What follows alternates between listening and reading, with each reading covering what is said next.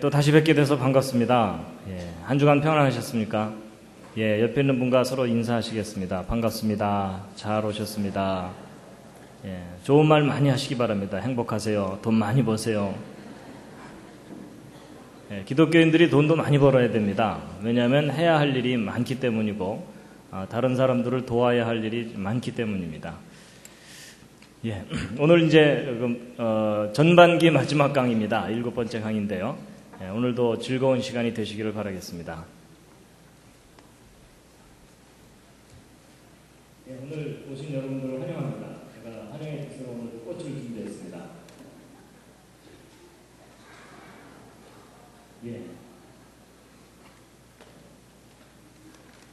이제 오늘 이제 지난번 6번째까지 강의를 했고요. 그 다음에 7번째 공룡 이야기입니다. 재미있는 공룡 이야기입니다.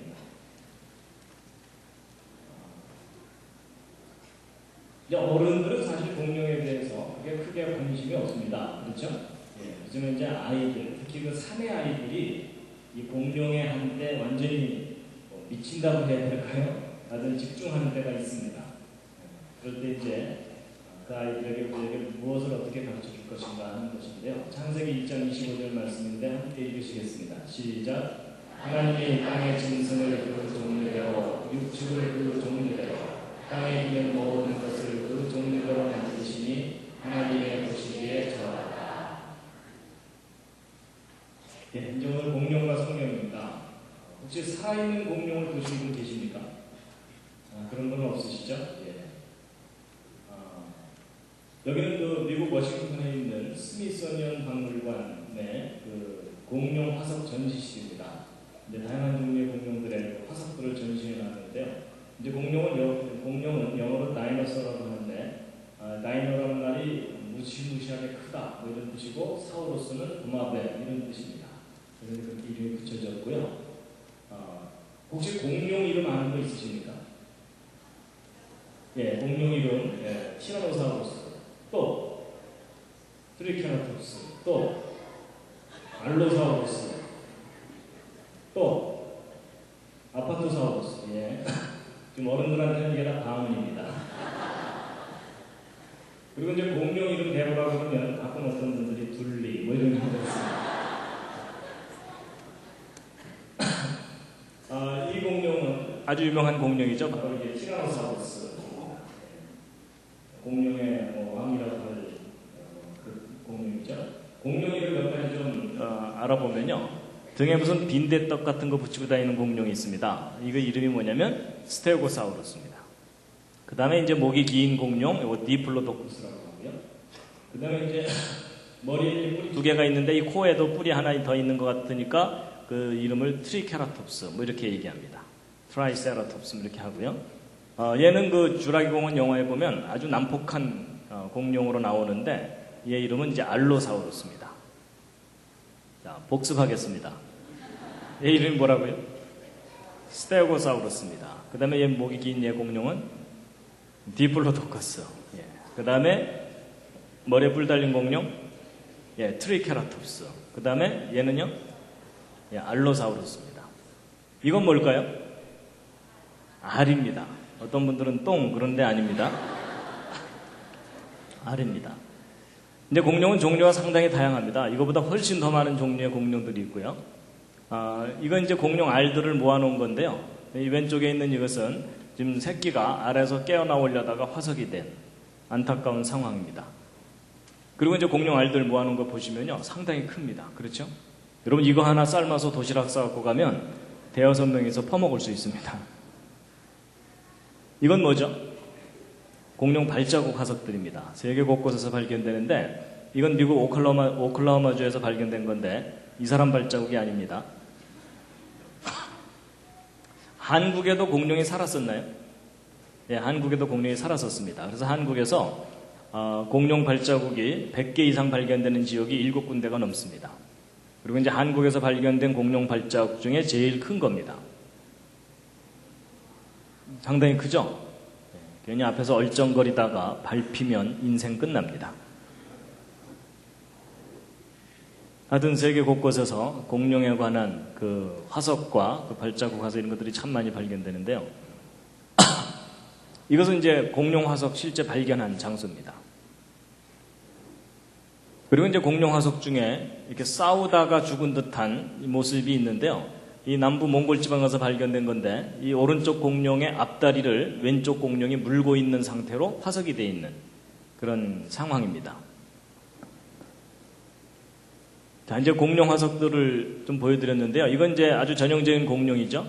그래서 여기 있는 사람하고 비교해보면 한 3배 정도 큰데 얘가 사실 이제 수그리고 있으니까 3배지. 뒷다리로 딱 버티고서 앞다리 쳐들고 고개까지 쳐들면 이렇게 올라갑니다. 대단히 큰 거죠. 그리고 이제 보통 사람들이 공룡이 크고 무시무시하다 이렇게만 알고 있지만 공룡 중에는 작은 것들도 있습니다. 이 왼쪽 아래 보시면 애완용 공룡도 있습니다.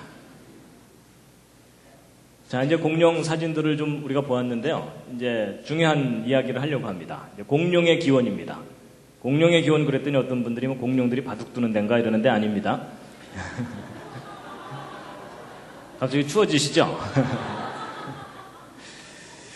자, 이제 공룡이 어떻게 생겨난 거냐 하는 건데, 성경에 의하면 하나님이 만드신 동물들입니다. 근데 학교에서 가르치는 진화론에 의하면 이 도마뱀 같은 종류들이 점점점 변해가지고 공룡이 생겨났다는 겁니다. 그래서 이제 창조, 진화 둘 중에 어느 것이 옳으냐라는 걸 우리가 좀 판단을 해봐야 되는데, 이제 중요한 것은 이제 공룡과 사람과의 관계입니다. 퀴즈를 하나 드리겠습니다. 이런 공룡과 사람이 같은 시대에 함께 살았습니까? 서로 다른 시대를 살았습니까? 옆에 있는 분과 한번 상의해 보시죠. 공룡과 사람은 같은 시대에 함께 살았습니까? 서로 다른 시대를 살았습니까? 자, 확인해 보겠습니다. 자, 1번 같은 시대에 함께 살았다. 그 중에 내가 봤다. 그런 분 안 계시고요. 아니다, 서로 다른 시대를 살았다. 예, 이제 그동안 강의를 여러 차례 했기 때문에 그런 분들이 별로 없으시군요. 예, 내려주시죠. 이제 확인해 볼 텐데요. 이 학교에서 가르치는 진화론에 의하면 공룡은 언제 살았던 동물이라고 얘기하냐면 중생대에 살았었다고 합니다. 근데 이 중생대가 지금부터 2억 3천만 년 전부터 시작해서 6,500만 년 전에 끝났다는 겁니다. 그래서 공룡은 6,500만 년 전에 멸종한 동물이라고 이제 학교에서 가르칩니다. 그래서 6,500만 년 전에 공룡들이 다 멸종한 후에 인간은 기껏해야 100만 년 전, 아주 길게 잡아봤자 1000만 년 전쯤 원숭이가 진화돼서 인간이 된 거다. 이렇게 가르치니까 진화론에 의하면 공룡과 인간은 적어도 몇 년 동안 못 만나는 겁니까? 6,000년이 아니라 6,000만 년 이상 시간 간격을 두고 만난 적이 없는 겁니다. 그렇죠? 예. 그러니까 이제 인간이 살아있는 공룡을 본다는 것은 헐리우드 영화에서나 가능한 일이지 실제 지구 역사상 그런 일은 없었다라는 것이 진화론입니다. 그래서 여러분들도 이 신생대 공룡 이런 말은 들어보지 못하셨을 겁니다. 진화론에서는 공룡은 다 중생대에 멸종한 것으로 이제 그렇게 이야기하고 있습니다. 그런데 이제 다 함께 읽으시겠습니다. 근데 이제 성경에 의하면 하나님께서 이 세상 모든 동물들을 창조하실 때 공룡도 하나님께서 만드셨어야 되겠죠? 그렇죠? 예. 자, 그러면 여러분 하나님께서 이 세상을 6일 동안 창조하셨다고 성경에 기록되어 있는데 공룡은 몇째 날 창조하신 걸까요? 옆에 있는 분과 또 상의해 보시기 바랍니다. 공룡 몇째 날 창조됐죠? 자, 지금 아무 생각이 안 나시는 것 같아서 이제 공룡 얘기하기에 앞서서 하나님이 창조하신 6일 동안 창조하신 것을 오늘 좀 확실하게 정리를 하고 넘어가도록 하겠습니다. 자, 분당 우리 교회 성도님들의 창세기 상식 수준을 또 점검해 보도록 하겠습니다. 자, 6일 동안 창조된 순서 한번 맞춰보시기 바랍니다. 여러분, 첫째 날 뭐가 창조됐죠? 빛. 예. 둘째 날? 예. 셋째 날? 예. 둘째 날이 기억 안 나는데 셋째 날이 어떻게 기억나겠습니까? 제가 오늘 좀 정리를 해드리도록 하겠습니다. 제가 그림 그려왔습니다. 자, 이거 보시면서 이제 대답하시면 됩니다. 첫째 날 뭐가 창조됐습니까? 빛입니다. 예, 그리고 빛과 어둠을 나누셨고, 둘째 날 물인데요. 이게 물을 창조하신 건 아닙니다. 그런데 둘째 날의 주제는 물입니다. 그래서 하나님께서 지구를 덮고 있는 물을 하늘 위의 물과 하늘 아래의 물로 나누신 겁니다. 자, 셋째 날은 땅이 솟아올라오고 그 위에 식물을 만드셨습니다. 그 다음 이제 넷째 날은 뭘까요? 넷째 날이 뭐냐면 해와 달과 별입니다. 예, 근데 해나 달도 다 별이니까 그냥 별 이렇게 기억하시면 됩니다. 그 다음에 이제 다섯째 날은 새와 물고기. 예, 여섯째 날은 육지동물과 사람. 이렇게 창조하신 겁니다. 자, 다 기억하시겠습니까? 자, 다시 복습.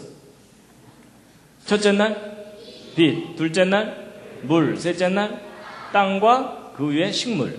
예, 넷째 날, 해, 달, 별. 다섯째 날, 새와 물고기. 여섯째 날, 육지동물과 사람. 예. 지금이야 이제 분위기에 편승해서 대충 대답하셨지만, 이제 내일만 돼도 다 까먹으실 겁니다. 옆에 있는 분과 서로 좀 확인 좀 해주시기 바랍니다.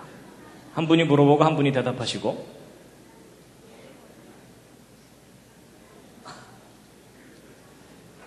이거 뭐 주일학교에서나 해야 되는 것을 왜 이 시간에 하나 이렇게 생각하시면 안 됩니다. 여러분 하나님이 제일 처음 하신 일이 창조하신 거잖아요. 그렇죠? 그럼 여러분이 하나님을 믿으신다면 하나님이 하신 일에 대해서 관심이 있어야 됩니까? 없어야 됩니까? 있어야 되죠? 그럼 하나님이 첫 번째 하신 일만큼 우리가 좀 기억을 해야죠. 그렇죠? 예. 자, 그래서 이제 사실 저거 6일 동안 창조된 거 일일이 외우는 게 쉬운 일이 아닙니다. 그렇죠? 예, 조그만 시간 지나면 다 잊어먹는데요. 제가 오늘 안 잊어먹는 방법을 알려드리겠습니다. 여러분 6일 동안 창조된 걸 일일이 외우려고 그러면은 안 외워집니다. 잘 보세요. 그림을 보시면 앞에 3일만 외우면 뒤에 3일은 자동입니다. 그림 한번 보세요. 여러분 앞에 3일과 뒤에 3일이 뭔가 그림이 닮았죠? 그렇죠? 모르셨죠? 주일학교를 좋은 데 나와야 됩니다. 근데 주일학교에서도 이렇게 잘 못 가르쳐 줍니다. 여러분 첫째 날 빛하고 넷째 날 해달별이 서로 밝고 어둡고 이런 거잖아요. 그렇죠? 그 다음에 둘째 날 위아래 나누시고 위아래 만드시고, 그리고 셋째 날 땅이 드러나게 하시고 그 위에 동물들 사람 만드시고. 그러니까 딱 세 글자만 외우시면 되는 겁니다. 뭡니까? 빛, 물, 땅. 요것만 외우면 해결됩니다. 그러니까 하다못해 이렇게라도 좀 외워주시면 감사하겠습니다. 여름에 장마 끝나고 나면 빗물이 땅에 고이죠? 뭐 그렇게라도 좀 외워주시면 되는데, 물론 그 빛하고 이 빛은 좀 다른 거긴 하지만 뭐 그렇게라도 좀 외우시면 됩니다. 근데 이제 이렇게 알려드려봤자 또 어떤 분들은 나중에 이제 뭐라 그러는지 아세요? 야, 빗물이 땅에 고이다냐, 땅에 빗물이 고이다냐 이러면서 이제 헷갈립니다. 정 안 되면 색깔로라도 기억해 두시면 됩니다. 까맣고 파랗고 빨갛고 뭐 이렇게라도 외우시면 됩니다. 자, 그럼 다시 한번 확인. 첫째 날 빛, 둘째 날 물, 셋째 날 땅, 그 다음에 넷째 날 별, 새와 물고기, 육지동물과 사람. 예, 훨씬 수월해지시죠? 그렇죠? 예, 그렇게 하시면 됩니다. 자, 그럼 이제 이렇게 정리를 딱 해놓고 나면 공룡은 몇째 날 창조된 거겠습니까? 예, 여섯째 날, 그것도 사람과 함께 같은 날 창조된 겁니다. 그래서 요즘 말로 표현하면 공룡과 인간은 제조 연월일이 똑같습니다. 그런데 공룡은 유통 과정 중에 멸종한 겁니다. 그럼 인간은 유통 과정 중에 어떻게 됐겠습니까? 심히 변질된 제품입니다. 확인해 보도록 하겠습니다. 옆에 있는 분 다시 한번 살짝 보시죠. 변질됐죠? 변질된 제품은 교환해 드립니다. 그래서 나중에 주님 오시면 다 새 걸로 리콜을 하실 겁니다. 자, 그래서 이제 성경을 보면은 공룡과 사람이 처음부터 함께 살았다는 거예요. 그렇죠? 근데 이제 문제는 학교에서는 진화됐다고 가르치는데 성경에서는 처음부터 함께 살았다고 얘기를 하는 거니까 과연 이 둘 중에 뭘 믿어야 되냐는 거죠. 근데 일반 사람들은 어느 쪽을 더 믿냐면 당연히 교과서를 더 믿습니다. 그렇죠? 교과서는 틀릴 리 없다. 성경이 오히려 신화다. 이렇게 생각합니다. 그래서 이제 과연 이 공룡과 인간에 대해서 우리가 어떻게 아는 것이 옳은지, 그리고 또 그 증거가 무엇인지를 이제부터 함께 보실 텐데요.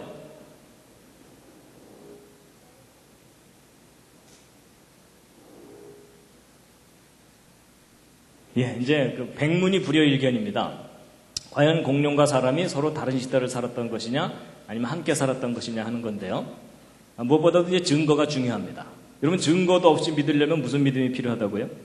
대단한 믿음이 필요합니다. 근데 우리가 증거를 알고 나면 당연히 확신을 하게 됩니다.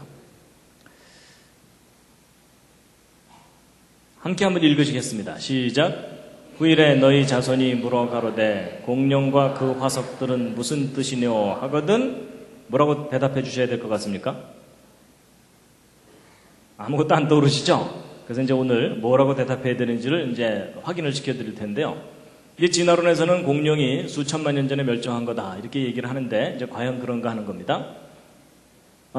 이 남미의 페루에 옛날 잉카 문명이 있었습니다. 그 잉카인들의 이제 후예들인데 그 페루에 아이카라고 하는 요 지역인데요. 그 지역에서 발견된 사람 두개골인데요. 이건 지난번에 제가 인류 기원할 때 잠깐 말씀을 드렸었죠. 근데 이제 이런 희한한 머리뼈를 남겼던 이 사람들이 아주 이상한 유물을 남겨놨습니다.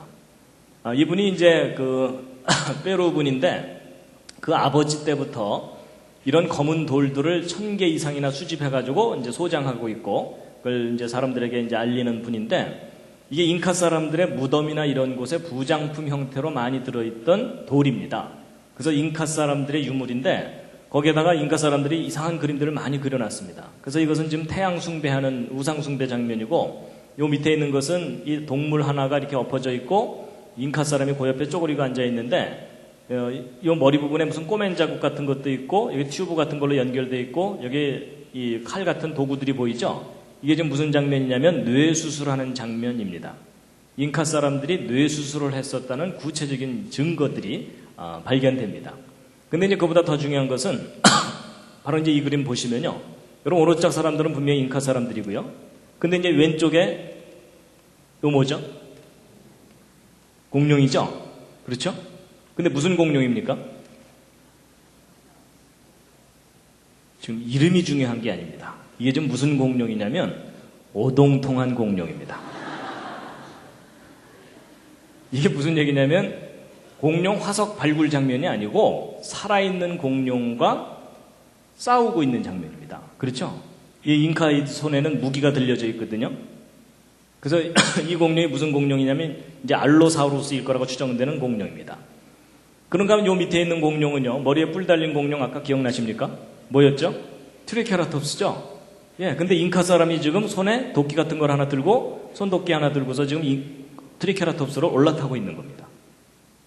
자, 근데 이 그림을 잘 보시면 이제 퀴즈를 하나 푸셔야 됩니다. 뭐냐면 여러분이 트리케라톱스를 잡으려고 올라탄 걸까요? 아니면 이 트리케라톱스를 길들여서 타고 가는 걸까요? 어느 쪽인 것 같습니까? 잘 보시면 이 트리케라톱스 등 위에 안장이 놓여져 있습니다.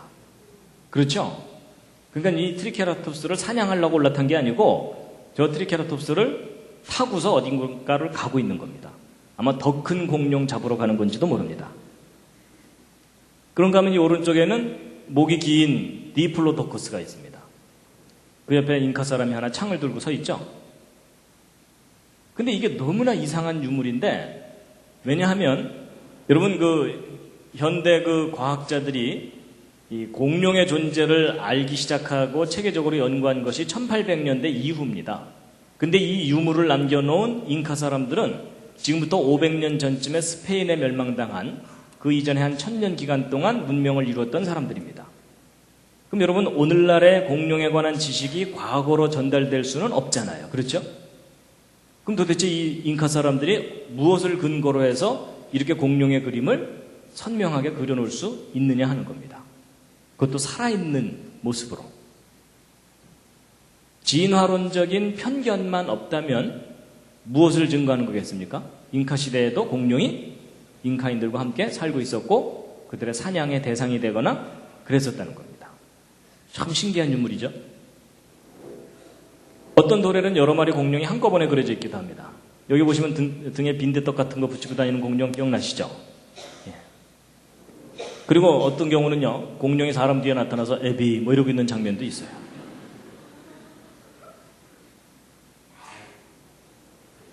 그리고 공룡 모형들도 발견됩니다. 실물 모형입니다. 그래서 이 트리케라톱스 있고요. 이건 오리주둥이 공룡이거든요. 그리고 트리케라톱스 위에 사람이 올라탄 경우도 있고요. 자, 그 다음에 이제 이제 요 아이카 지역에서 좀 내려가면 나스카라고 하는 지역이 있는데요. 그 나스카 지역은 여기는 사막지대입니다. 그리고 이제 강을 따라서 여기 밭들이 좀 있고요. 근데 이제 요 부분입니다. 요 부분에 아마도 옛날 읽은 책 중에 고대의 불가사의 뭐 이런 책 있잖아요. 거기에 이제 자주 등장하는 건데 이 하늘에서 내려다보면 거대한 그림들이 보이는 그런 겁니다. 그래서 정작 이 땅에서는 안 보여요. 그림이 하도 커갖고. 그래가지고 이런 100m가 넘는 이런 동물들을 이렇게 선으로 이렇게 그려놓은 그림이거든요. 근데 이제 바로 이 나스카 사람들이 이제 이런 천 조각들도 남겨놓고 그랬는데 AD 700년경 사람들입니다. 근데 이 천 조각에 그려진 이 그림을 잘 보시면은 뭡니까? 예, 공룡이에요. 그렇죠? 그리고 이제 이 남미에서 좀 올라가서 이제 멕시코의 아캄바로라는 지역에서 발견된 유물들인데 점토를 구워서 만든 어떤 형상들입니다. 근데 이 아캄바로 사람들은 잉카 사람들보다도 더 오래전 사람들인데 대략 예수님 오셨을 때쯤 살았던 사람들이거든요. 근데 이 사람들이 남겨놓은 이런 점토 유물들이 상당히 많이 발견됐습니다. 그 중에 이제 일부 희한한 동물들이 섞여 있는데 그 동물들이 바로 이런 것들입니다. 공룡 종류죠. 그래서 이 추피쿠아로 문명의 유물들인데요. 그래서 여기 이 돈 패튼 박사라는 이분이 직접 이 박물관을 찾아가가지고 이 점토로 만들어진 이 이상한 동물들을 사진을 다 찍어서 지금 인터넷에 올려놓았는데요. 이거 하나하나 보시면요. 공룡들입니다. 이게 지금 초등학생들 경연대회 작품이 아닙니다. 2000년 전 사람들이 남겨놓은 공룡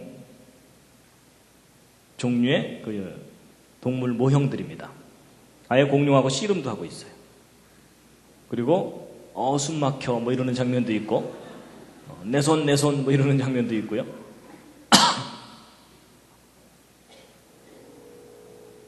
야, 이건 뭐 용 비슷한 뭐 그런 거죠. 그러니까 우리가 멸종했다고 알려진 다양한 종류의 동물들이 이런 동물들이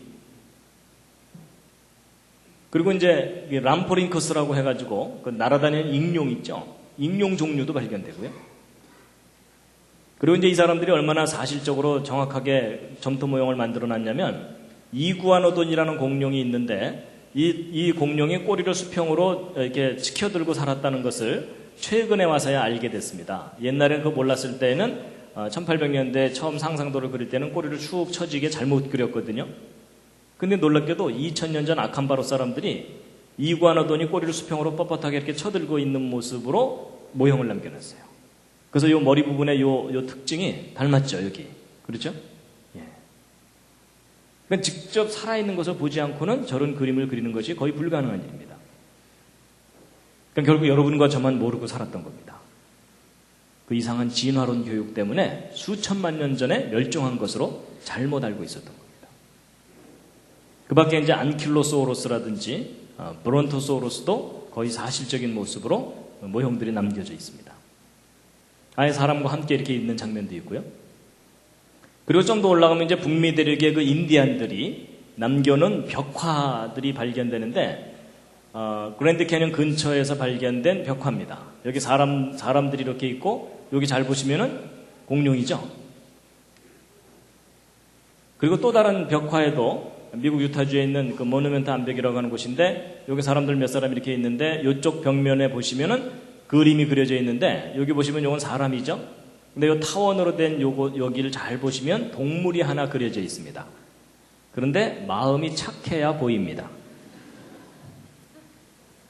갑자기 보이시죠? 네, 대략 윤곽이 이런 모양입니다. 그렇죠? 머리가 여기 있고 꼬리가 이렇게 있죠? 공룡입니다. 그리고 이제 애리조나 투손에서 1924년에 이제 발견된 건데 로마 시대 형태의 나무로 만든 유물입니다. 그런 것들이 꽤 오래전에 만들어진 칼들 이런 것들이거든요. 도구들인데 그 칼의 표면에 공룡 모양이 새겨져 있기도 합니다. 그 다음에 이제 캐나다 온타리오주의 어느 이제 암벽에 그려져 있는 동물인데 오늘날 살고 있지 않은 멸종된 공룡 종류일 거라고 여겨지는 동물이 벽화로 남겨져 있기도 하고요. 그 다음에 이제 프랑스에 옛날 네안데르탈인들이 살았었다고 하는 동굴 그런 지대 속에서 발견된 벽화인데 잘 보시면 동물이 2마리가 그려져 있습니다. 근데 이것은 마음이 진짜 착해 보입니다. 보이십니까? 보일 듯 말 듯 하시죠? 대략 윤곽이 이런 모습입니다. 그래서 좀 자세하게 이렇게 분석을 해보면 코끼리 종류와 공룡 종류가 서로 머리를 맞대고 있는 그런 장면이라고 분석되는 그런 그림이고요. 그 다음에 이제 메소포타미아죠. 그러니까 중동 지방에서 발견된 옛날 고대 시대의 원통형 도장 표면에 놀랍게도 아파토사우루스와 아주 유사한 동물이 새겨져 있습니다. 그리고 이제 이집트에서도 초기 이집트 문명 초기에 나아모 왕이라고 있었는데 그 왕의 승리를 기념하는 그 그림입니다. 근데 이게 이제 뭐냐면은 그 갑옷을 딱 입었을 때 겨드랑이 보호하는 그런 거라고 합니다. 그걸 이제 팔레트라고 하는데 거기에 새겨진 이제 그림이 이제 발견되는데 그 뒤쪽 면에 보면은 이상한 동물이 있는데 오늘날은 멸종된 공룡 일종이라고 여겨지는 동물이 선명하게 새겨져 있고요. 이건 좀 더 과장해서 좀 그리긴 했지만 그 비슷한 것이고요. 그 다음에 이제 그 AD 100년경이니까 그 요한복음이 쓰여졌을 당시쯤입니다. 예수님 시대 그때쯤이죠. 그때의 나일강의 풍경을 그려놓은 모자이크 벽화입니다. 모자이크 그림인데 여기 나일 악어도 보이고요. 그런데 이렇게 그려진 이 왼쪽 그림 위쪽을 잘 보시면 이상한 그림이 있습니다. 뭐냐면 이집트 사람들이 나일강 주변에 살고 있던 그 원주민들이 어떤 동물을 사냥하고 있는 장면이 선명하게 이렇게 그려져 있습니다. 근데 이 동물이 공룡 종류예요. 그렇죠? 그래서 이 그림을 그린 사람도 이제 확인이 됐는데 드미트리우스라고 하는 로마 시대 사람인데 그 이집트 알렉산드리아 출신의 작가입니다. AD 100년경 작품입니다. 그리고 이제 여기 이제 이 동물의 그 이름도 여기 써 있습니다. 크로코딜로 파로달리스 뭐 이렇게 돼 있어갖고 그때 당시 용어로는 악어 표범이라고 합니다. 그리고 이제 또 다른 고대 로마 모자이크 벽화에도 타니스트로페우스와 아주 유사한 공룡이 이렇게 그려져 있고요. 아프리카의 그 동굴에서도 이 브론토사우루스라고 여겨지는 동물이 이렇게 그려져 있기도 하고 벽화로. 그 다음에 터키 카리아 지방에서는 BC 530년경 작품인데 이 화병 같은 표면에 모사사우루스라고 하는 어룡 종류가 그려져 있습니다. 지금은 이제 그 진화론에서는 이게 다 중생대에 살다가 멸종한 거다 이렇게 이야기하는 거거든요. 그 다음에 이제 BC 550년에 이 트로이의 괴물인데 이 헤라클레스가 헤시온의 공주를 구하는 장면을 그린 건데 근데 요 밑에 있는 이 동물들이 좀 그려져 있는데 이 동물들 이거는 뭐 이제 오리 종류 비슷한 거라고 본다면 이게 좀 이상하게 생긴 동물이거든요. 근데 이것이 아마도 하드로사우루스 종류일 가능성이 있다라고 이제 분석되고 있습니다. 그리고 이제 고대 인도네시아의 이 수마트라 섬 쪽에서 발견된 것인데 헝가리 부다페스트 박물관에 이제 보관되어 있는 건데 여기 있는 이 동물이 좀 이상하죠. 근데 이 동물 보시면은 그 하드로사우루스 종류가 머리 부분에 이상한 장식들이 좀 이렇게 있거든요. 그것과 너무나 닮아 있는 동물의 모습입니다. 이건 좀 귀엽죠? 이거는 이제 아프리카의 가나 지역에 살고 있는 동물들, 실제 동물들의 모형을 만든 것 중에 하나라고 합니다. 근데 오늘날 살고 있는 형태의 동물이 아니거든요. 그래서 아마 공룡 새끼를 저렇게 모형으로 만든 것이 아니겠느냐라고 추정되는 그런 작품입니다. 그 다음에 이제 그 바벨론 느부갓네살 왕 때에 만들어진 이시타르 문이 1887년에 발굴이 됐는데 그 문 표면에 동물들이 이렇게 새겨져 있는데 그 동물 중에는 이 사우로포드 다이너소라고 추정되는 동물이 이렇게 그려져 있고요. 17세기 독일 소책자에 보면은 마을이 불타고 있는데 익룡들이 날아가고 있는 것이 사파로 이렇게 그려져 있습니다. 근데 이제 아까 말씀드린 것처럼 공룡에 관한 연구는 19세기 이후부터거든요. 근데 17세기 사람들이 어떻게 이런 것들의 존재를 그림으로 그려낼 수 있겠느냐 하는 겁니다.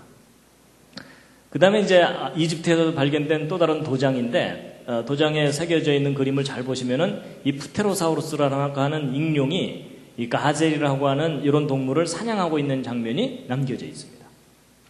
그러니까 우리가 다 진화론에 의하면 수천만 년 전에 다 멸종했다고 하는 동물들이 역사의 유물 속에 증거들로 이렇게 남아있는 거예요. 그 다음에 이제 호주의 퀸즐랜드의 쿠쿠얄란지 원주민들이 그 야루라고 불렀던 어룡인데 아마도 플래시오사우루스일 거라고 추정되는 동물인데요. 이제 그것에 대한 그림입니다. 이제 실물이 아니고 이제 그림을 그린 것에 불과하긴 하지만 그래도 여기 그림을 이렇게 그려놨을 때 여기 척추를 쭉 이렇게 그려놓기도 했고 식도와 위장을 그려놨거든요. 근데 이 뱃속을 들여다보면 사람 하나가 들어있습니다. 그건 아마도 이런 식으로까지 구체적으로 그림으로 그린 걸로 보아서 추정해 보기를 이 괴물이 사람을 잡아먹었는데 이 원주민들이 이 동물을 다시 잡아갖고 배를 갈라서 그 사람을 꺼냈다든지 이런 일이 실제로 있었기 때문에 이와 같은 그림을 그리지 않았겠느냐라고 추정하는 그런 그림입니다. 그 밖에도 이제 이 세계 곳곳에서 공룡이라고 여겨질 만한 동물에 관한 기록들이 많이 발견됩니다. 특히 유럽에는 다양한 나라가 있었고 왕들이 있었기 때문에 왕들의 족보를 연구하는 학자들이 고대 문서들을 뒤지다가 이상한 괴물들이라고 하는 기록들을 간혹 발견을 하거든요. 그 중에 좀 더 상세하게 묘사되어 있는 것들의 그 특징을, 묘사된 내용을 보면은 공룡이라고 여겨질 만한 동물들이 기록 중에서도 나온다는 겁니다. 근데 이제 이런 것들은 물론 간접적인 증거들이고, 지금까지 쭉 보여드렸던 내용들은 직접적인 증거들입니다. 근데 이런 증거들이 있다는 사실 그동안 들어보신 적 거의 없으시죠? 근데 예전에는 이런 증거를 개인이 구하기가 참 어려웠습니다. 근데 지금은 인터넷에 들어가면 저런 자료들을 많이 찾을 수가 있습니다. 그 밖에 이제 여러 가지 이야기가 있는데 이거 일일이 다 설명드리면 시간이 많이 가니까 좀 넘어가도록 하겠고요. 잠시 기지개 한번 켜시겠습니다.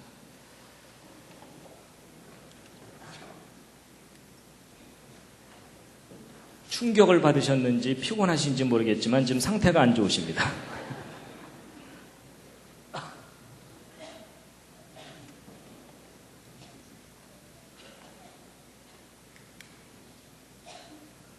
몸 풀고 하겠습니다. 좌향좌 하셔서 옆에 있는 분 안마를 시원하게 해드리겠습니다. 반갑습니다 하신 후에요. 좀 심하게 두들겨 주시기 바랍니다.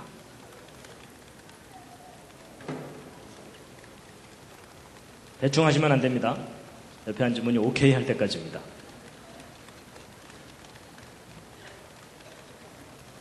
옆에 있는 분이 시원찮으면 위로 아래로 하면서 좀 방향도 좀 제시해 주시고요.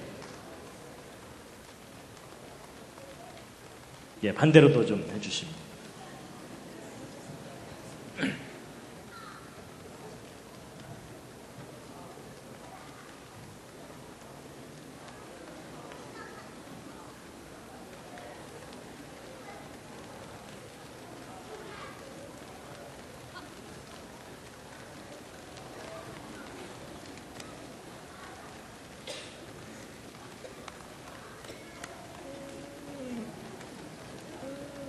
서로 오케이를 안 하시는 거 보니까 정말 몸이 상태가 안 좋으신 건가 봅니다.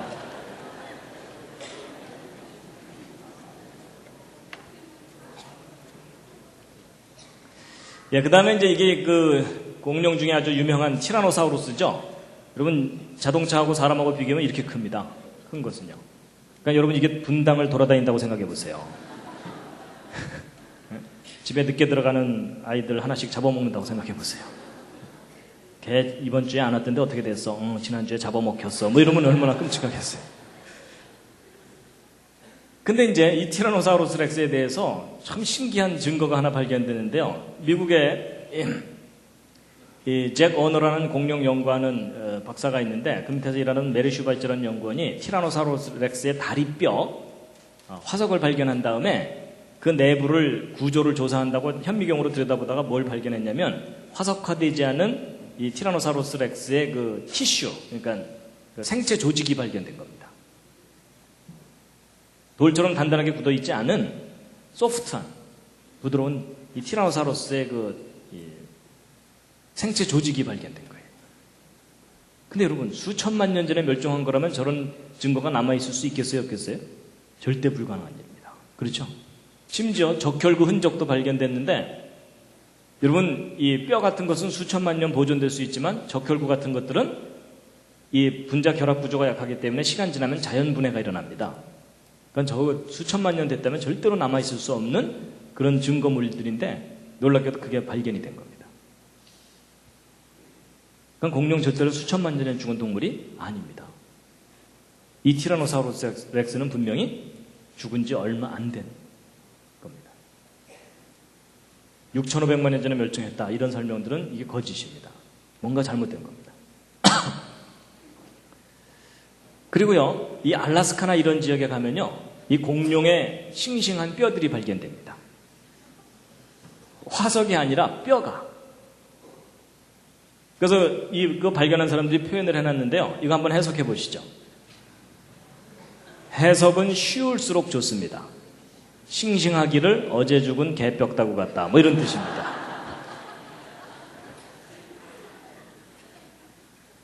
그래서요, 실제 이런 보고서들을 보면요, 1981년에 공룡 뼈들을 알래스카에서 발견했는데, 이 관계자들이 처음에는 너무 신선해가지고 이 아메리칸 물소뼈 정도로 생각했다는 거예요. 설마 공룡뼈일 거라고 생각을 못했는데 나중에 자세하게 확인해봤더니 뿔 달린 공룡, 오리주둥이 공룡, 작은 육식 공룡의 뼈라는 것이 확인된 거예요. 그러니까 공룡이 절대로 수천만 년 전에 죽은 게 아니라는 결정적인 증거들이 세계 곳곳에서 발견됩니다. 그래서 여러분, 지금까지 쭉 소개해드린 것 줄줄줄 설명드렸지만 전 세계 곳곳에서 인간 역사 속에서 공룡들이 함께 살았었다는 구체적인 증거들이 발견된 겁니다.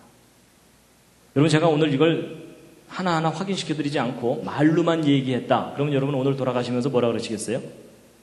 아, 오늘은 되게 우기대. 뭐 이러셨을 거예요. 그렇죠? 근데 제가 오늘 실물로 다 확인을 시켜드리는 겁니다. 그리고요, 이제 이것도 아주 충격적인 결과인데 제가 기침이 아직 좀 덜 나가지고요. 자꾸 기침이 나옵니다. 여러분, 이게 어떤 결과냐면요, 공룡의 뼈들을 탄소 동위원소 연대 측정법으로 측정을 해봤더니 그 결과값이 3만 년, 2만 년, 1만 년 이렇게 나온다는 얘기입니다. 저게 무슨 뜻이냐면요, 여러분, 소위 그 탄소 동위원소라고 하는 이 원자량 14짜리 탄소, 이거 원래 탄소는 원자량이 12거든요. 근데 14짜리는 요건 이제 동위원소라 그래서 저것은 불안정하기 때문에 질소로 다시 돌아가 버립니다. 얘가 원래 출신이 질소입니다. 근데 잠깐 동안 탄소인 척 하는 애거든요. 근데 얘는 반감기란 얘기는 처음에 이만큼 있다가 절반 정도가 없어지는 데까지 걸리는 시간을 반감기라고 얘기하는데, 이 탄소 동위원소는 반감기가 한 5,000년 정도밖에 안 됩니다. 그렇다는 얘기는 5만 년만 지나면 거의 다 없어진다. 그렇게 보셔도 된다는 얘기입니다. 그럼 생각해 보세요. 여러분, 공룡뼈 속에 이렇게 탄소 연대 측정법으로 연대가 측정됐다는 얘기는 공룡뼈 속에 탄소 14가 들어있다는 얘기죠. 그렇죠? 근데 탄소 14가 들어있다는 게 무슨 얘기냐면 이 뼈가 수만 년 이상 된 게 아니라는 뜻이에요. 이해하시겠습니까? 이해가 안 돼도 할 수 없습니다. 시간이 없어서 자세하게 설명 못 드리고요. 그냥 결과만 말씀드리는데, 여러분, 공룡이 정말 수천만 년 전에 죽었다면 공룡 뼈 속에서는 탄소 14라는 게 있어서는 안 됩니다. 절대로. 그 원리상. 근데 놀랍게도 탄소 동위원소가 들어있다는 얘기는 공룡들이 죽은 지 얼마 안 됐다는 강력한 증거들입니다.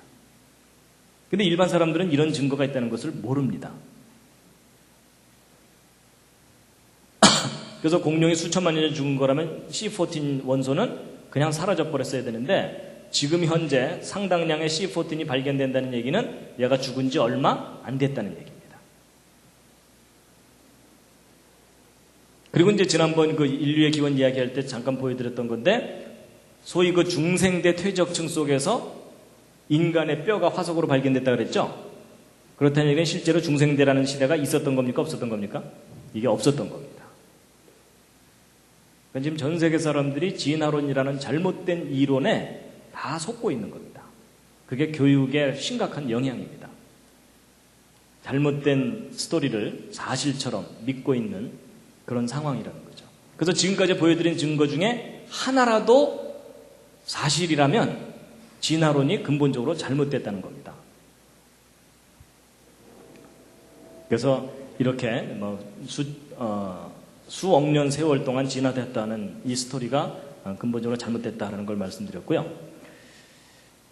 그렇다면 이제 지금까지 증거를 종합해보면 이 진화론에는 근본적인 문제가 있고 오히려 인간과 공룡은 처음부터 함께 살았다는 성경의 창조론이 더 타당하다는 거죠.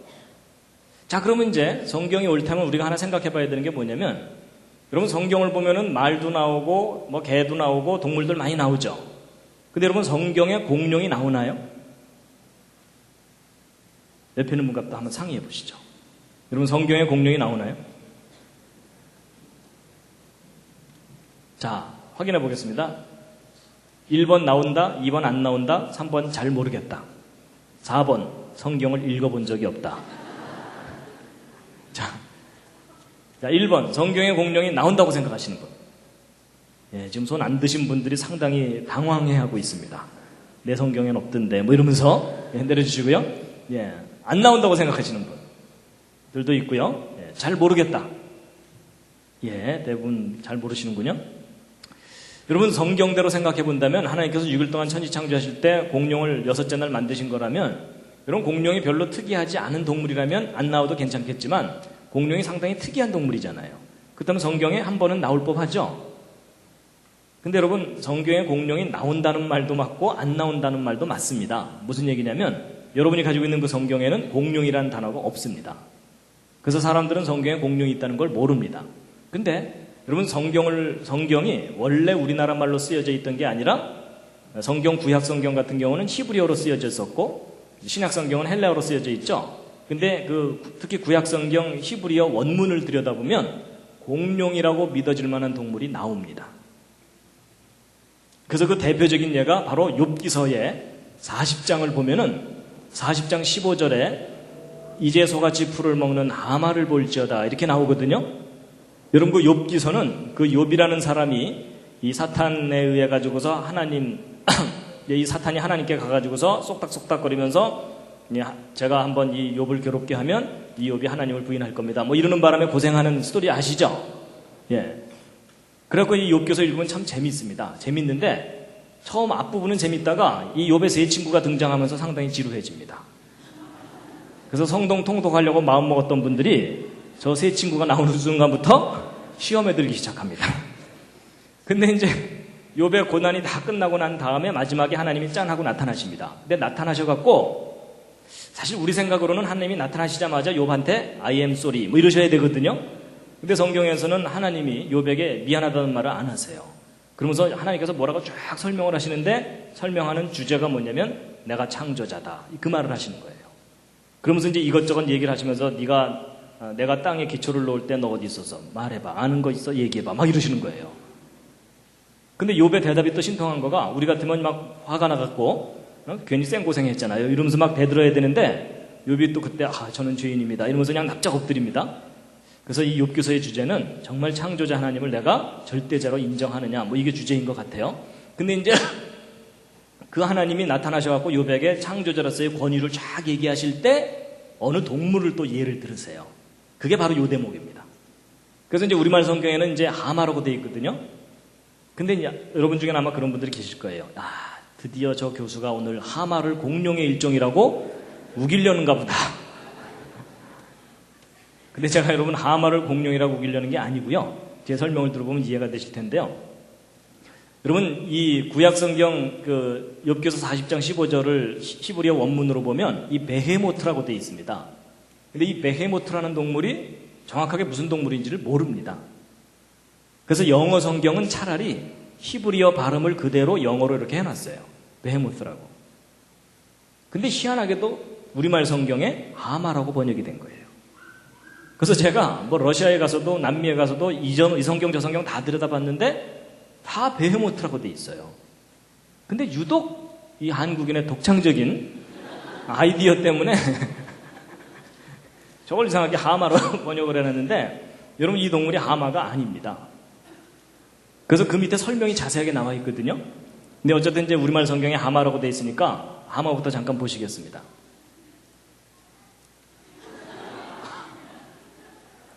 예, 이제 이 베헤모트가 하마인지 아닌지는 그 밑에 설명을 읽어보면 알 수가 있거든요.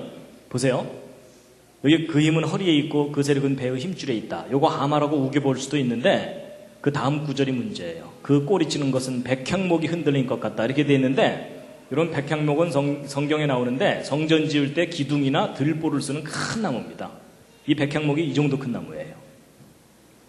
근데 여러분 하마 꼬리 보셨습니까? 우람합니까? 혹시 기억 안 나시는 분을 위해서 확인시켜드리면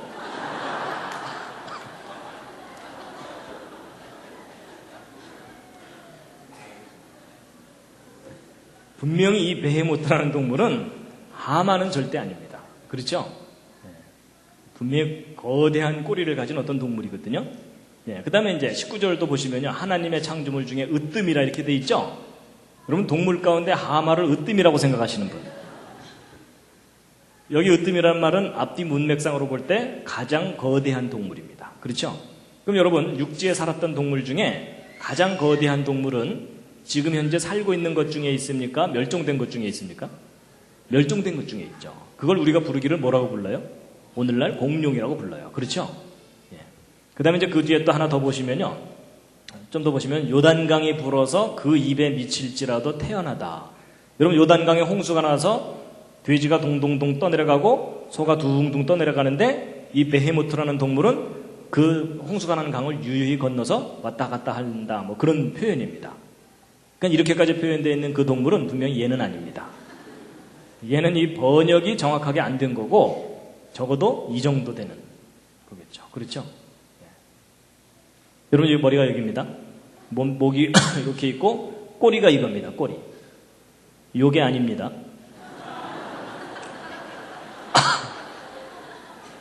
야, 이건 새끼 꼬리고. 근데 여러분 이게 지금 그림이긴 한데 어떤 사실에 근거한 건데요. 이 미국 뉴욕의 아메리카 자연사 박물관에 가보면 이 세 마리의 공룡의 뼈대가 이렇게 전시가 되어 있습니다. 근데 이제 이 뼈를 다 발견한 건 아니고 일부 뼈를 발견한 다음에 이제 복원을 해놓은 모습이거든요. 상당히 큽니다. 이 천정보다 높을 정도로 큽니다. 그 모형이요.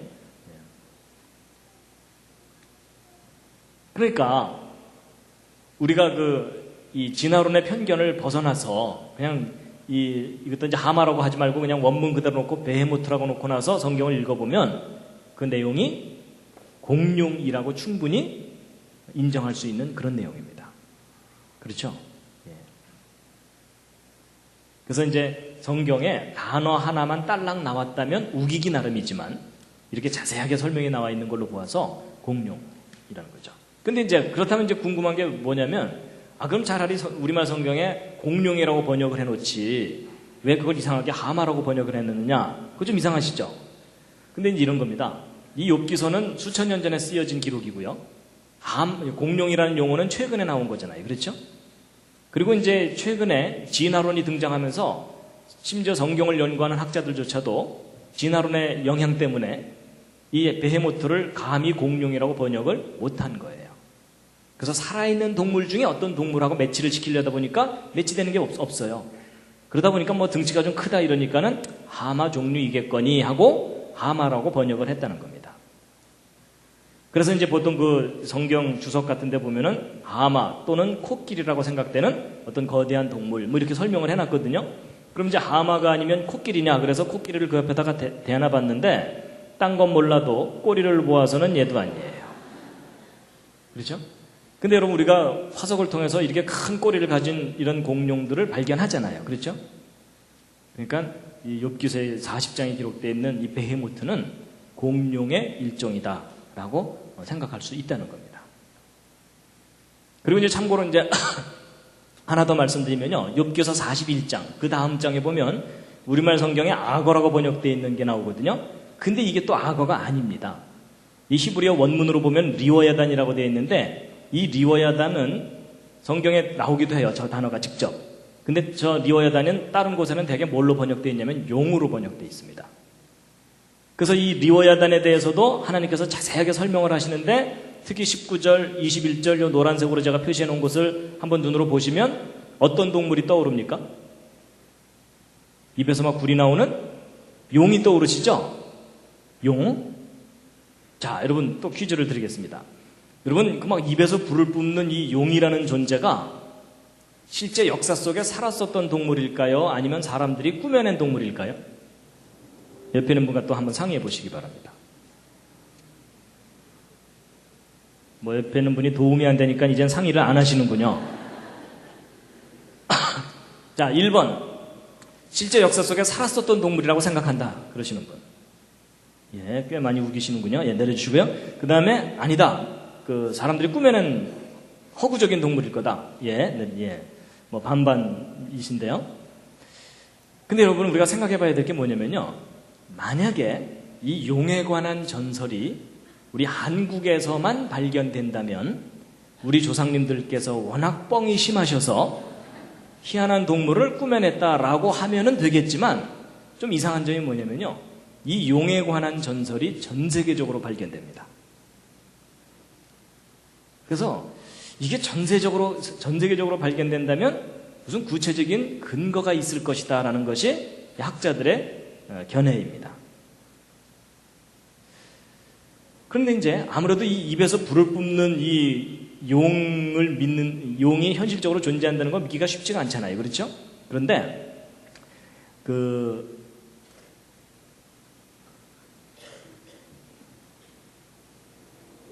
이건 용갈입니다. 실제 용이 아닙니다. 근데 이제 입에서 불을 뿜는 동물이 정말 있을 수 있느냐 하는 건데 일부 학자들은 그게 가능할 수 있다고도 생각해요. 왜냐하면 용은 아니지만 용과 비슷한 아주 특별한 무기를 가진 동물들이 있어요.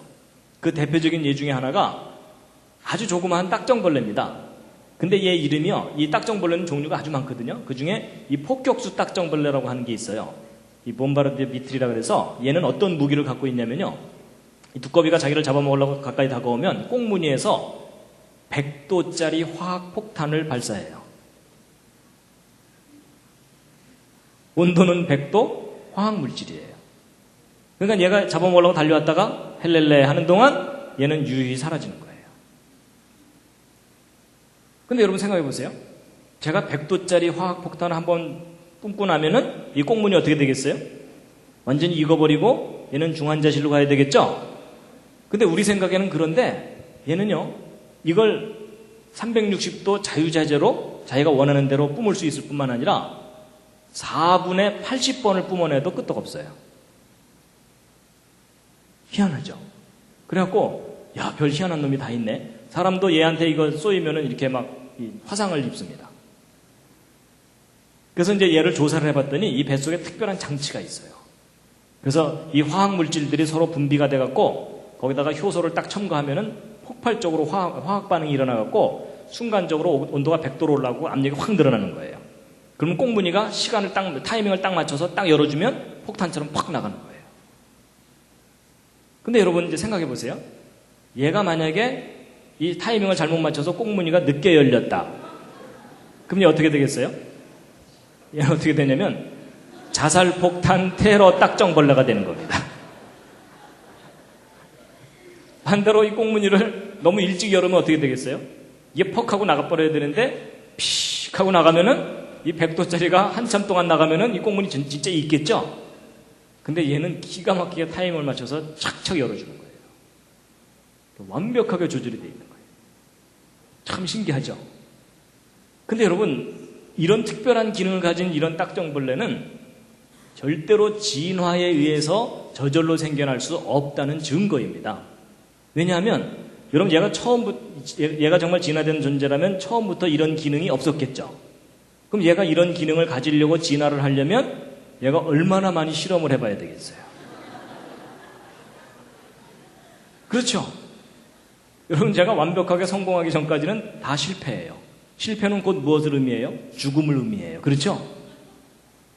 그럼 여러분 이게 진화로 생겨나려면 저런 기능이 없는 딱정벌레 무리가 집단으로 결의를 하는 거예요. 우리는 계속 시도해본다. 뭐 이러면서. 근데 여러분, 이건 아무리 생각해도 진화에 의해서는 생길 수 없는 동물이에요.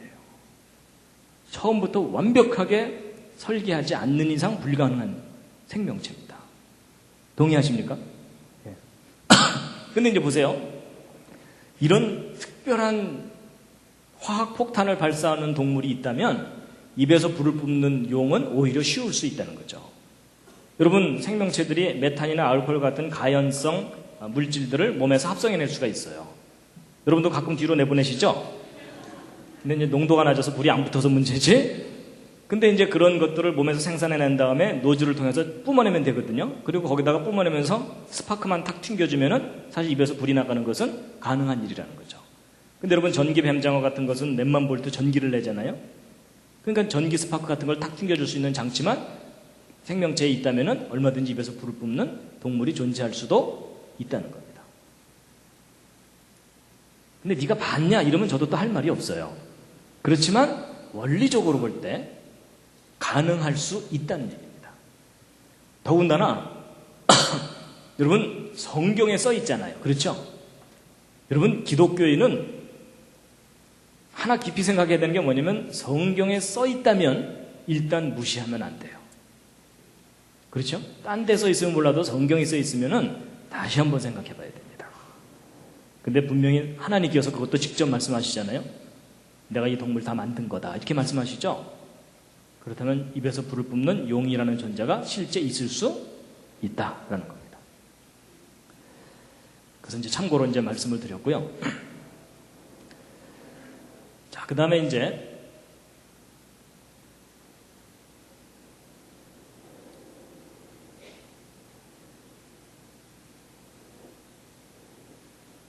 이제 공룡에 대해서 한 가지 더 말씀드리고 이제 마칠 텐데요. 또 다시 한번 기지개 한번 탁 켜시겠습니다. 예.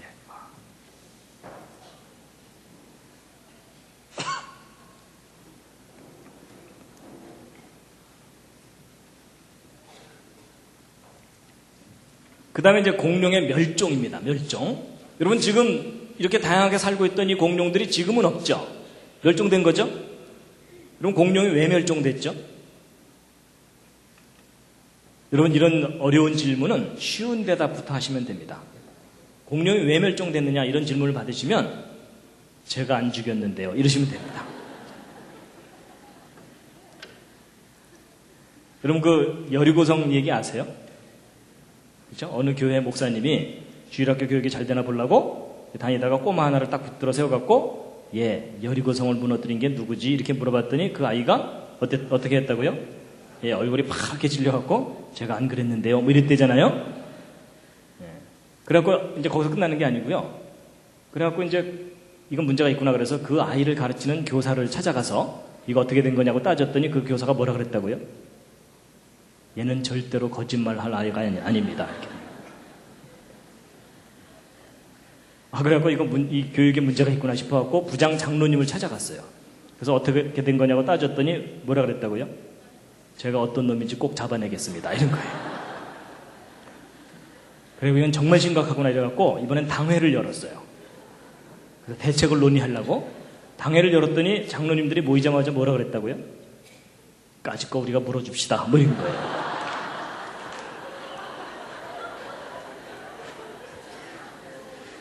그래서 여리고성 무너진 거 그 교회에서 물어주기로 했답니다.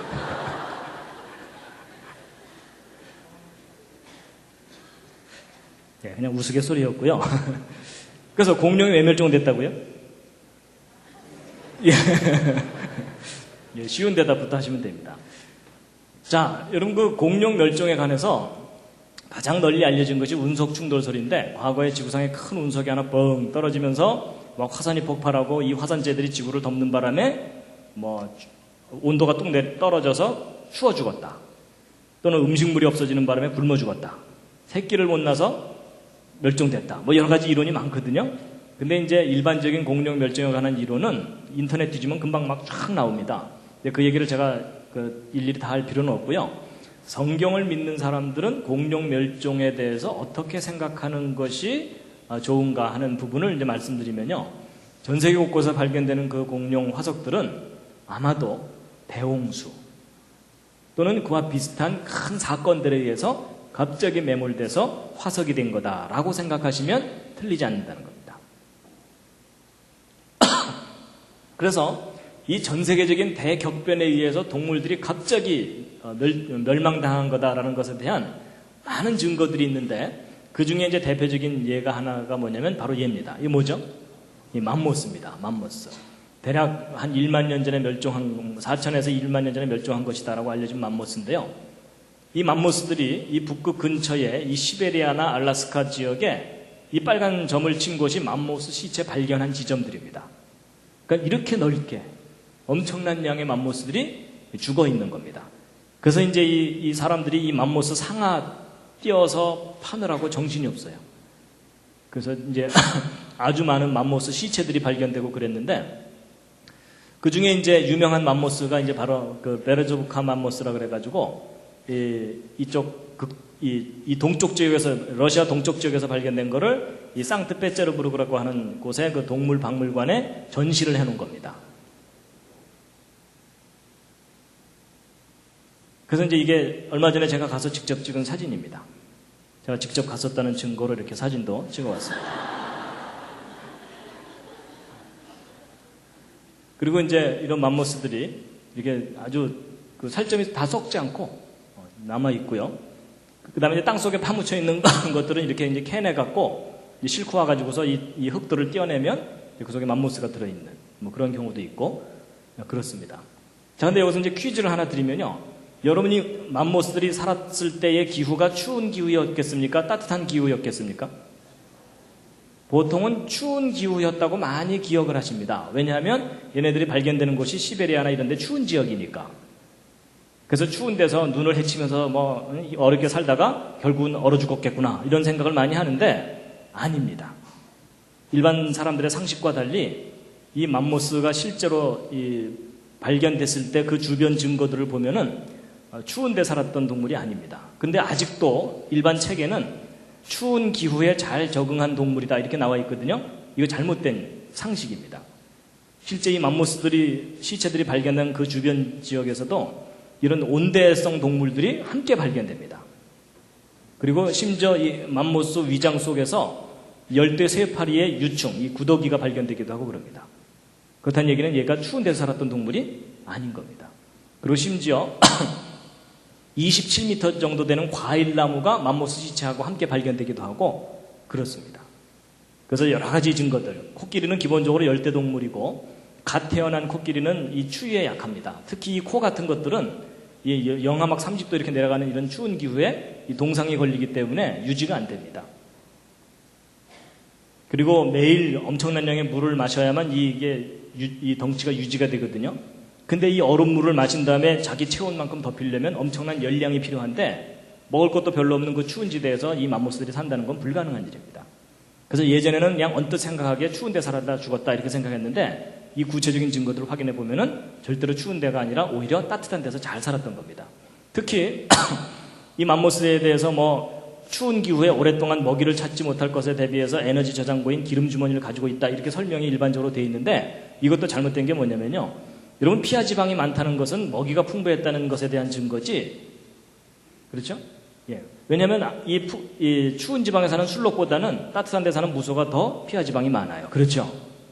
그러니까 오히려 이 피하 지방이 많다는 얘기는 먹이가 풍부한 곳에 살았었다는 그런 의미입니다. 그래서 실제로 이 북극 지방이 처음부터 추운 지역이 아니었다는 증거들이 발견되는데 예를 들어 러시아에 가면은 이 나무 쓰레기들이 막 엄청난 더미를 이루고서 쌓여 있거든요. 심지어 1.2km 깊이로 쭉 파내려가도 계속 나무 쓰레기만 나와요. 근데 여러분 나무 쓰레기가 1.2km 두께로 쌓이려면은 원래 그 자리에 있던 나무들이 아닌 거예요. 대륙을 휩쓰는 거대한 홍수에 그 나무들이 한꺼번에 휩쓸려 갖고 그렇게 거대한 덩어리를 이루면서 매몰됐다라고 봐야 되는 겁니다. 그래서 과거에 여기가 다 울창한 지구 전체가 살기 좋은 상황이었는데 대홍수와 같은 사건에 의해서 이런 것들이 엄청나게 쓰레기를 이루면서 여기저기 쌓여 있는 거다라고 봐야 된다는 겁니다. 자, 그런데 이제 어쨌든 따뜻한 데서 잘 살고 있던 이 맘모스들이 죽은 거잖아요. 그렇죠? 집단으로. 근데 여러분, 어떻게 갑자기 맘모스들이 죽었는가에 대해서 퀴즈를 이제 풀어야 되는데요. 이 맘모스 시체, 이 소화기관 내에는 음식물이 남아있기도 하고요. 그 다음에 이런 맘모스들이 죽고 나면은 따뜻한 데서 살다가 죽었다 그러면은 새나 곤충이나 그 밖에 다른 육식동물들이 이런 것들을 뜯어먹게 되거든요. 근데 얘네들이 이렇게 잘 보존되어 있다는 얘기는 노출되어 있던 게 아니라 파묻혔다는 얘기입니다. 그렇죠? 그리고 서서히 파묻히면은 파묻히기 전에 다른 것이 뜯어먹어요. 근데 저렇게 생생하게 파묻혀 있다는 얘기는 그냥 갑작스럽게 죽은 다음에 곧바로 파묻혔다는 얘기입니다. 상황은 대충 이해하시겠죠? 그럼 이제 퀴즈를 하나 푸셔야 되는데 맘모스들이 죽은 원인 다음 셋 중에 하나를 한번 골라보시기 바랍니다. 1번 얼어 죽었다, 2번 굶어 죽었다, 3번 기가 막혀 죽었다. 몇 번일 것 같습니까? 정답은 3번입니다. 기가 막혀 죽었어요. 기가 막혔다는 말이 무슨 말이냐면 숨이 막혀 죽었다는 얘기입니다. 놀래서 죽었다는 얘기가 아니고요. 왜냐하면 이 맘모스가 죽어있는 상태를 조사해 봤더니 이 시체를 여러분 요즘 그 범죄 수사학이 발달했기 때문에 사람이 죽으면 병으로 죽었는지 목 졸려 죽었는지 독약을 먹고 죽었는지 다 알 수가 있거든요. 신체적인 특징이 나타나기 때문에. 근데 이 맘모스들이 죽은 이 신체적인 특징을 조사해 봤더니 얘네들이 숨이 막혀 죽은 거예요. 그리고 이 폐나 이런 곳에 진흙이나 이런 흙들이 많이 들어가 있어요. 그렇다는 얘기는 단순히 목 졸려 죽은 게 아니에요. 그렇죠? 그래서 이제 이게 어떻게 된 상황인지 그 주변 정황을 조사해 봤더니 거대한 모래폭풍에 의해서 갑자기 파묻혀 죽은 거다라고 지금 추정되고 있어요. 그래가지고 맘모스가 이렇게 있다가 거대한 모래폭풍에 순간적으로 이렇게 파묻혀갖고 질식해서 죽은. 그 후에 다시 질식해서 죽은 정도가 아니라 그 다음에 또 냉동 보존돼 있죠. 그러니까 이런 재앙들이 한꺼번에 온 거예요. 그런데 이런 것들이 죽어서 발견되는 그 범위가 이렇게 넓은 지역이잖아요. 그렇죠?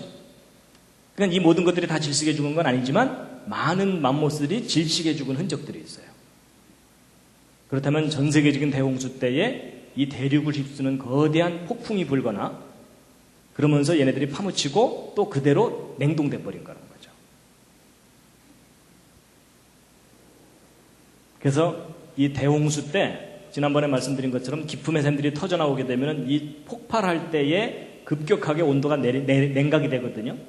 그리고 북극 지방이 그대로 그냥 얼어붙거나 이러면서 그때 죽은 맘모스들이 지금까지 시체로 생생하게 보존되어 있는 거다라고 보고 있다는 겁니다. 근데 이제 공룡도 마찬가지라는 거죠. 공룡도 아까 그 보여드렸던 자료 중에 알라스카 지역에 공룡의 싱싱한 뼈들이 많이 발견된다 그랬죠. 그것도 부서진 상태로 발견되거든요. 그렇다는 얘기는 그냥 홍수가 나서 빠져 죽는 정도가 아니라 심하게 이 압력이나 이런 것들을 받으면서 부서져 있는 상태로 부서져서 파괴가 돼서 죽어 있는 것을 이제 보여주고 있습니다. 그리고 이제 간혹 빙하기라는 걸로 설명하기도 하는데 만약에 온도가 서서히 내려가고 서서히 올라간다면 이런 맘모스 시체가 남아있을 수가 없습니다. 왜냐하면 온도가 서서히 내려간다고 얘가 얼어 죽는 건 아니거든요. 그렇죠? 그리고 이렇게 얼어 죽었다 하더라도 날씨가 풀리면은 얘네들이 썩어버려야 되겠죠? 근데 썩지 않고 그 시체가 싱싱하게 남아있다는 얘기는 아주 빠르게 냉각됐을 뿐만은 대부분 다 썩어버리겠죠. 그렇지만 이제 매몰된 것들만 화석으로 지금 발견되고 있다라고 보고 있습니다. 그래서 이제 공룡의 멸종도 이 맘모스와 맞물려서 전 세계적인 대홍수 때 대격변에 의해서 갑작스럽게 멸종했을 거다라고 보고 있습니다. 그 다음에 이제 노아 방주에 공룡 실었다고요? 안 실었다고요? 노아 방주에 공룡 실었어야 됩니다. 왜냐하면 아까 보여드렸던 사람과 공룡이 함께 살았다는 많은 증거들은 홍수 이후 증거들입니다. 그러니까 대홍수 때 당연히 공룡 살려야 됩니다. 그럼 방주에 공룡을 실었어야 된다는 거죠. 근데 이제 이 큰 공룡 어떻게 실었다고요? 옆에 있는 분과 한번 상의해 보시기 바랍니다. 이 큰 공룡 실는 방법. 그래서 이제 어떤 사람들은 공룡은 너무 커서 방주에 실지 못해갖고 멸종됐을 거다 이렇게 주장하는 분들이 있거든요. 그런 분들은 잘 돌봐드리시기 바랍니다. 새끼 싫으면 되죠. 그렇죠? 여러분, 노아가 제일 큰 공룡 끌고 와갖고서 왜 안 들어가지? 왜 안 들어가지? 이건 아닙니다. 그렇죠? 예, 여러분 이런 상황 아닙니다.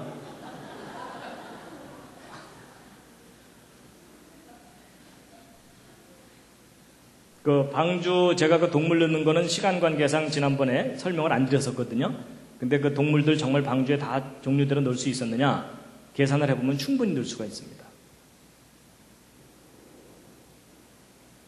자, 그 다음에 이제 먹는 얘기가 있는데 이거 좀 넘어가고요. 자, 이제 지금까지 한 얘기를 이제 정리하고 이제 마치겠습니다.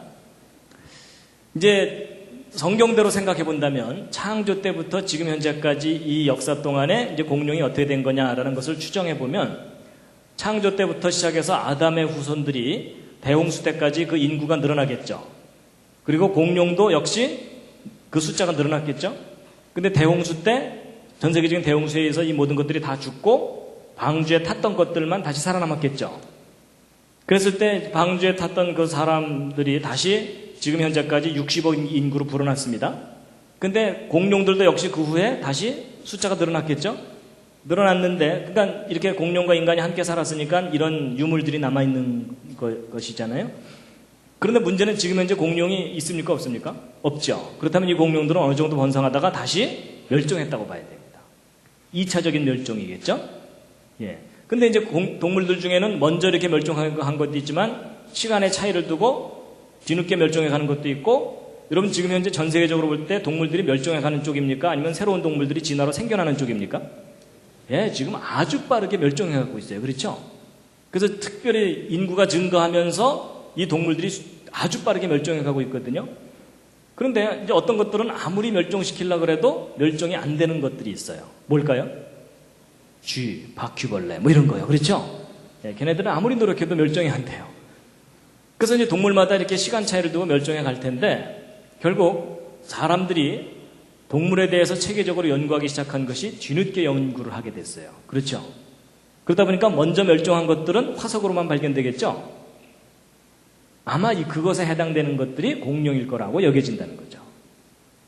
그래서 여러분 보통 사람들이 무슨 질문을 하냐면 왜 사자는 살아남았는데 공룡은 멸종했나요? 이런 질문을 많이 하거든요. 근데 여러분 그것은 생각을 바꾸셔야 돼요. 왜 하필이면 공룡만 먼저 멸종했느냐 그런 생각보다는 동물들이 멸종해 가는데 먼저 멸종한 것을 공룡이라고 부른다라고 생각을 하셔야 된다는 겁니다. 좀 바꿔 말하면 이런 겁니다. 여러분 기린이 오늘날 동물원에 가서 볼 수 있고 아프리카 가면 많이 볼 수 있으니까 기린을 공룡이라고 생각하는 사람들은 없죠. 근데 여러분 만약에 공룡들이 다 먼저 멸종을 하고 기린들이 다 멸종하고 화석만 발견됐다. 그럼 오늘날 사람들이 그거 이름 뭐라고 붙였을 것 같습니까? 기린을 영어로 뭐라 그러는 게 생각이 안 나시죠? 지라프라 그러거든요. 그러니까 뭐라고 이름 붙였겠어요? 지라포사우루스. 제가 무슨 말을 하는지 혹시 이해하시겠습니까? 여러분 돼지가 오늘날 흔하니까 돼지를 공룡이라고 우기는 사람 없잖아요. 근데 만약에 돼지들이 다 멸종하고 화석만 발견된다. 그럼 사람들이 그 이름 뭐라고 붙였을 것 같습니까? 피그사우루스 내지는 피그노돈.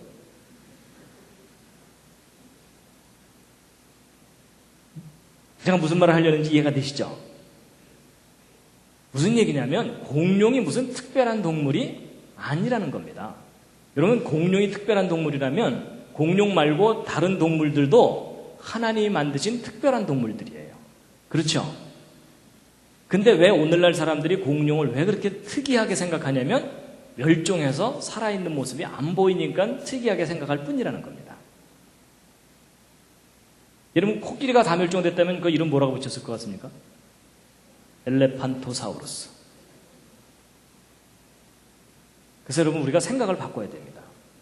어찌 보면 진화론 플러스 상업주의가 공룡을 특별한 동물로 사람들에게 여겨지게끔 만들어 놓은 거라는 거죠.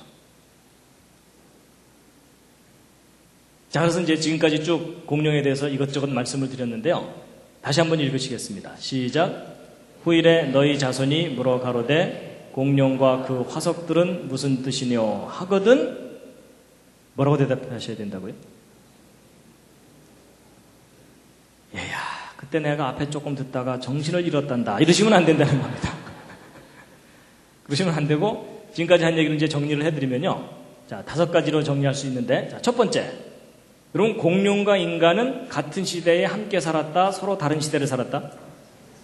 같은 시대를 함께 살았었다는 많은 증거들이 있다라는 걸 이제 오늘 확인시켜 드렸고요. 두 번째, 성경에도 공룡에 관한 기록이 있다 없다? 예, 있다고 할 수 있다. 그렇죠? 예, 욥기서의 그 대표적인 예고요. 욥기서 말고도요. 히브리어 원문을 분석하는 분들이 히브리어로 탄니님 이렇게 표현되는 동물이 공룡의 일종일 거다라고 추정하고 있습니다. 그 다음에 세 번째, 공룡의 집단적인 화석이나 이런 것들은 무슨 사건과 관련이 있을 거다? 네, 대홍수와 같은 격변적인 상황과 관련이 있을 거다라는 것이고요. 네 번째, 노아 방주에 공룡 실었다 안 실었다? 실었어야 한다. 그렇죠? 왜냐하면 대홍수 이후에 공룡과 사람이 함께 살았는 것이 분명하니까 노아 방주에는 공룡을 실어야 되는 겁니다. 특히 주일학교 아이들에게 좀 잘 가르쳐 주시기 바랍니다. 다섯 번째, 대홍수 이후에 공룡은 왜 멸종됐을까요? 자, 이 대답은 이제 가슴에 손을 얹고 하셔야 됩니다. 대홍수 이후에 그 살았던 공룡들은 왜 멸종됐을까요? 잘 생각해 보시면 인간이 1차적인 원인입니다. 그렇죠? 여러분, 인간에게는 동물들을 멸종시키는 탁월한 능력이 있는 거 아십니까? 그 특유의 잔인함 때문에, 그리고 욕심 때문에. 그렇죠? 여러분, 바다의 고래들을 멸종시킬 수 있을 거라고는 옛날 사람들은 생각도 못했어요. 헤엄도 못 치면서. 그렇죠? 근데 여러분, 지금 말리지 않았으면 바다의 고래들 다 멸종된 거 아시죠? 그래서 이 불어나는 인구와 인간의 욕심 때문에 주변 동물들이 아주 빠르게 멸종해가고 있습니다, 지금. 그래서 공룡들도 예외가 아니라는 거죠. 여러분, 큰 동물과 작은 동물 중에 어느 쪽이 멸종하기 쉬울까요? 당연히 큰 동물이에요. 왜냐하면 인간의 눈에서 숨을 수가 없거든요. 그래서 이제 이 5가지입니다.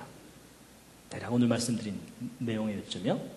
그래서 우리가 사실 공룡에 대해서 이렇게 성경적으로 우리 자녀들에게 가르쳐야 되는데 우리가 이런 지식이 없었기 때문에 그동안 못 가르쳤었습니다. 자, 마지막. 오늘 이거 맞추셔야 집에 가십니다. 자, 하나님이 창조하신 6일 동안에 창조하신 것. 첫째 날 빛, 둘째 날 물, 셋째 날 땅과 그 위에 식물, 그 다음에 넷째 날 해, 달, 별, 다섯째 날 새와 물고기, 여섯째 날 육지동물과 사람. 하나님이 하신 일에 관심을 좀 가져주시면 감사하겠습니다. 예, 그래서 오늘 쭉 말씀을 드렸는데요. 마지막 꽃다발입니다.